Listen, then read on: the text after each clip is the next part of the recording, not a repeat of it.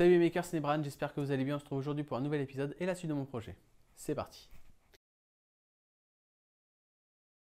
Bien, avant de commencer, quelques petits mots sur mon Anycubic. La semaine dernière, je vous ai dit qu'elle était HS. Là, j'avance dans les réparations. J'ai enfin trouvé le type de connecteur pour remplacer celui qui est brûlé. Alors, il s'agit de connecteur JST 14 broches à pas de 2 mm. Ça ne veut pas dire grand chose, mais je vous mets le lien dans la description de ceux que j'ai trouvés. Donc, j'ai commandé les connecteurs, des prises mâles, des prises femelles et des pins pour remplacer ceux des câbles. Donc, une fois que je vais les recevoir, je vais vérifier si tout fonctionne bien, forcément si tout se branche bien. Et si c'est le cas, je raccourcirai le câble de 1,5 cm et je remettrai le nouveau connecteur. Concernant le pont de connexion entre ce fameux câble et les composants de la tête, il ne semble pas être abîmé. Je veux dire, les soudures sont bonnes, il n'y a pas de problème particulier. Je vais nettoyer un petit peu les pins de peur que les traces de carbone ou de plastique brûlé empêchent les connexions, mais ça devrait bien se passer. Je n'aurai pas besoin de remplacer cette pièce. Ou au pire, je peux tout simplement dessouder le connecteur qu'il y a dessus et le remplacer par un de ceux que j'ai commandés. Donc voilà. Donc normalement, après ça, ça devrait être bon. J'ai pas encore ouvert la bête pour voir si à l'intérieur il n'y avait pas des problèmes, mais généralement j'ai un petit peu peur parce que s'il y a des brûlures à la sortie, il risque d'y en avoir à l'entrée aussi. Donc je vais voir ça, s'il faut que je raccourcisse un petit peu les câbles de ce côté-là ou pas, on verra. Bref.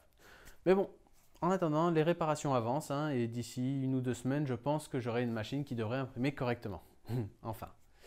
Bien, passons maintenant à la vidéo. Donc aujourd'hui, je vous propose de nous attarder sur la partie arrière de mon projet. Il y a quelques semaines, je vous ai présenté ceci, un prototype de face avant de mon projet. Oui, j'ai fait quelques essais dessus. Voilà. Donc la partie arrière, le panneau arrière, sera plus ou moins composé des mêmes éléments. On aura également une grille de ventilation, mais à la différence de celle-ci, elle sera active, c'est-à-dire qu'il y aura un ventilateur dessus. Quel ventilateur? Ce ventilateur. C'est un ventilateur que j'ai trouvé sur Amazon. C'est le même principe que les ventilateurs de la marque Noctua. Vous savez, c'est ces ventilateurs qui sont censés être très silencieux. Donc là, j'ai pris ça, on verra bien ce que ça donne. Je ne l'ai pas encore essayé. Mais voilà, il y aura ce ventilateur qui sera placé sur la grille de ventilation. Ça permettra en fait justement de faire circuler l'air d'une grille à l'autre à travers tout le boîtier, donc le long de la carte mère. Voilà. Il y aura également un encart comme celui-là pour pouvoir placer les différentes extensions que je voudrais mettre à l'arrière. Mais à la différence de celui-là, je ne vais pas y aller à l'aveugle.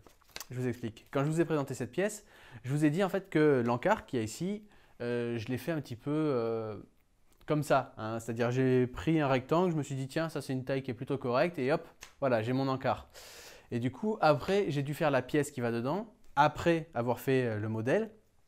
Et il s'avère que les extensions en fait rentrent tout juste dessus. Donc j'ai eu de la chance, mais je ne veux pas prendre ce risque pour la partie arrière.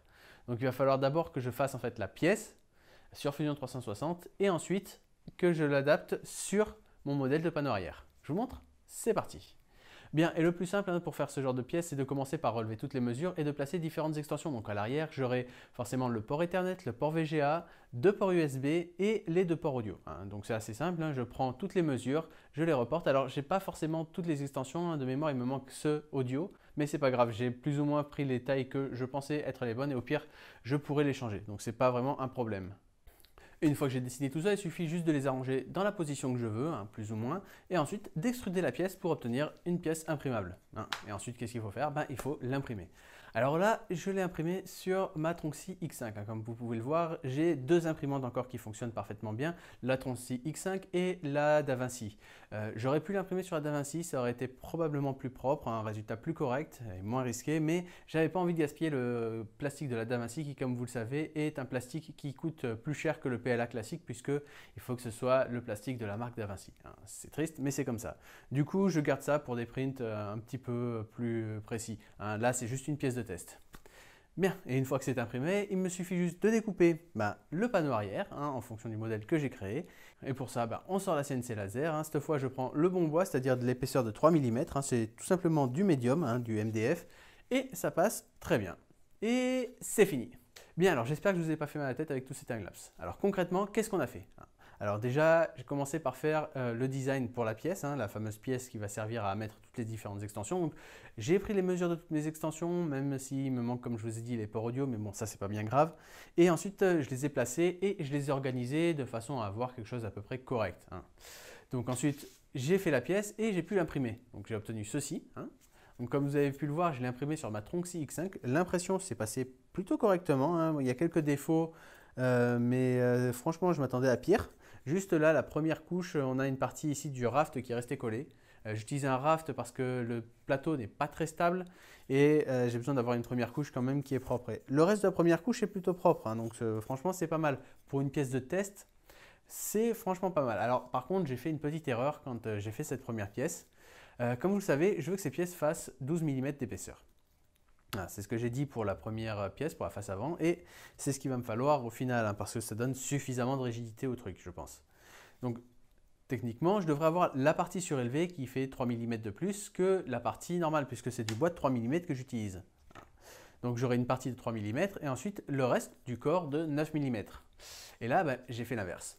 Comme vous voulez voir, la partie surélevée, la partie qui va traverser, fait 9 mm et le reste fait 3 mm.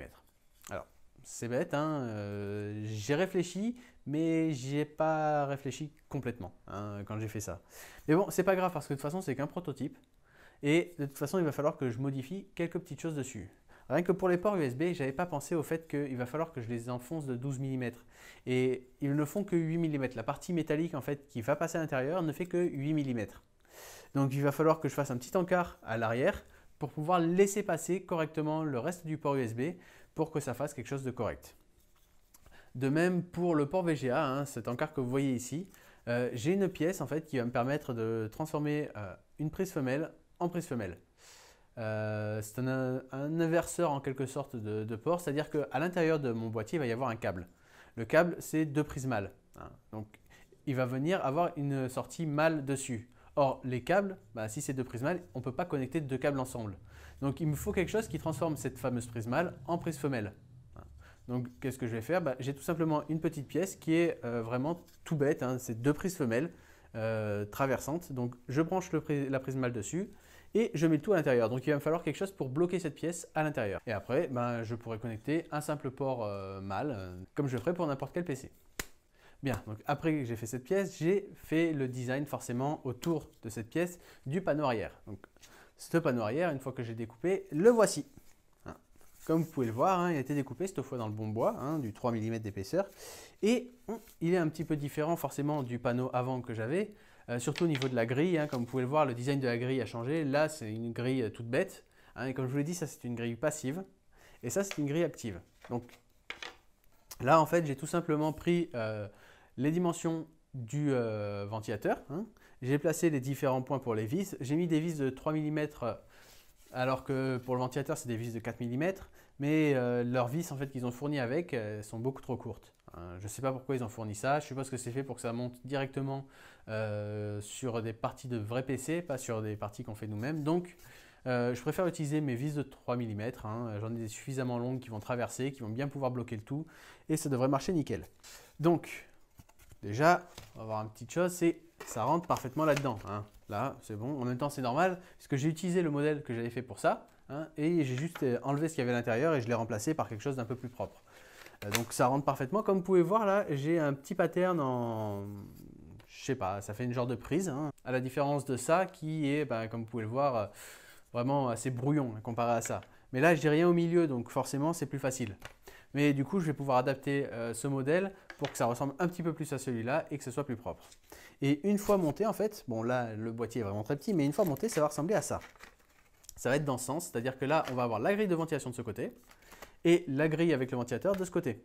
Ce qui fait qu'en fait, on va avoir l'air qui va traverser à l'avant à gauche jusqu'à l'arrière à droite. Ce qui veut dire que l'air, le courant d'air qui va être créé par le ventilateur, va traverser toute la carte mère et la refroidir. Ce qui est le but en fait. Voilà, tout simplement. Donc, j'ai cette pièce. J'aime beaucoup le design. C'était assez galère de faire en fait cette petite partie-là sur Fusion 360. Pas parce que c'est compliqué à faire. Au final, c'est assez simple. Je fais un pattern et ensuite je le reproduis 8 fois. Non, c'est vraiment pas dur. Le problème, c'est qu'apparemment, mon PC il commençait un petit peu à galérer dès qu'il fallait déplacer cette partie-là. Parce qu'il y a énormément en fait, de contraintes dessus. Entre toutes les parties qui ont été découpées correctement à partir d'un cercle, toutes les parties où j'ai mis un filet dessus pour pouvoir avoir une partie arrondie, que ça fasse un peu plus propre, eh bien ça fait beaucoup de choses pour Fusion 360 à gérer et du coup il m'a craché le logiciel 2 fois pendant que je faisais le modèle. Mais bon, au final, le résultat est plutôt sympa, j'aime beaucoup, donc franchement c'est pas mal. Là on voit à peine la séparation et une fois que j'aurai collé un vinyle par-dessus, on verra que dalle. hein, donc c'est beaucoup plus propre que mon premier prototype. Et on a la pièce, ben, forcément, qui va dedans. Alors, pas de bol, hein. Elle rentre pas, mais à un chouïa, hein, vraiment à une fraction de millimètre.